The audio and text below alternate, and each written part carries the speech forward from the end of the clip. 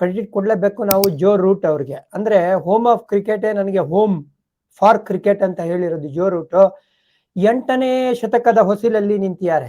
700 already ಹೊಡೆದಿರೋದು. ನನ್ನ ಪ್ರಕಾರ Lord's ಅಲ್ಲಿ ಮ್ಯಾಕ್ಸಿಮಮ್ ನಂಬರ್ ಆಫ್ 100s ಯಾರ್ ಬ್ಯಾಟ್ ಇಂದ ಬಂದಿದೆ ಅಂದ್ರೆ ಅದು ಜೋ ರೂಟ್ ಅವರ ಬ್ಯಾಟ್ ಇಂದ ಅಂತ. ಜೋ ರೂಟ್ಗೆ ಇದೇನು ಹೊಸದಲ್ಲ. ಅವರು ಕ್ರಿಕೆಟ್ ಆಡ್ಕೊಂಡ್ ಬಂದಿರೋದು almost close to 14,000 runs test ಅಲ್ಲಿ ಮಾಡಿರೋದು ಈ ತರ ಒಂದು ಬ್ಯಾಟಿಂಗ್ ಆಡಿನೇ. ಗ್ರೈಂಡ್ ಮಾಡ್ಬಿಡ್ತಾರೆ ಅಪೋನೆಂಟ್ಸ್ಗಳನ್ನ. ಆ ಕೆಲಸ ಮಾಡಿದ್ದು ಜೋ ರೂಟ್ ಅವರು. ನಿನ್ನೆ ಇಂಪಾರ್ಟೆಂಟ್ ಇನ್ನಿಂಗ್ಸ್ ಆಗಿತ್ತು ಬೆನ್ ಸ್ಟೋಕ್ಸ್ ಅವ್ರಿಗೂ ಕೂಡ. ಅವ್ರ ಬ್ಯಾಟ್ ಇಂದ ರನ್ಸ್ ಬಂದಿಲ್ಲ. ಸಾಕಷ್ಟು ಪ್ರಶ್ನೆಗಳು ಕೇಳ್ತಾ ಇದ್ದು. ಪ್ರತಿಯೊಂದು ಕಾನ್ಫರೆನ್ಸ್ ಅಲ್ಲಿ ಪ್ರೆಸ್ ಕಾನ್ಫರೆನ್ಸ್ ಅಲ್ಲಿ ಪ್ರಶ್ನೆ ಬೆನ್ ಸ್ಟೋಕ್ಸ್ ಅವ್ರಿಗೆ, ಸರ್ ನಿಮ್ ಫಾರ್ಮ್ ಹೆಂಗಿದೆ, ನಿಮ್ ಹೆಲ್ತ್ ಹೆಂಗಿದೆ ಅಂದ್ರೆ ಐ ಆಮ್ ಓಕೆ ಅನ್ಕೊಂಡ್ ಬಂದಿದ್ರು. ಬಟ್ ಈಗ ಆ ಓಕೆ ಅನ್ನೋದು ಪರ್ಫಾರ್ಮೆನ್ಸ್ ಅಲ್ಲಿ ಟ್ರಾನ್ಸ್ಲೇಟ್ ಆಗ್ಬೇಕು.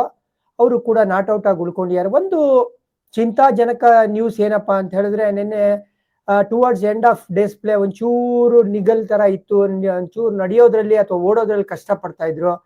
ಗ್ರಾಯಿನ್ ಇಂಜುರಿ ಇರ್ಬೋದು ಅಥವಾ ಗ್ರಾಯಿನ್ ಡಿಸ್ಕಂಫರ್ಟ್ ಇದೆ ಅಂತ ಮಾಹಿತಿ ಬರ್ತಾ ಇರೋದು ಈ ಹಂತದಲ್ಲಿ. So fully fit Ben Stokes ಬಹಳ ಇಂಪಾರ್ಟೆಂಟ್ ಈ ಬೋಲಿಂಗ್ ಅಟ್ಯಾಕ್. ಯಾಕಂದ್ರೆ ಅವರೇ support 4th bowler medium phase ಅಂತ ಬಂದಾಗ ಈ ಬೋಲಿಂಗ್ ಡಿಪಾರ್ಟ್ಮೆಂಟ್ ಅಲ್ಲಿ. ಹಾಗಾಗಿ ಬೆನ್ ಸ್ಟೋಕ್ಸ್ ಫಿಟ್ ಆಗಿರೋದು ಬಹಳ ಇಂಪಾರ್ಟೆಂಟ್ ಆಗುತ್ತೆ.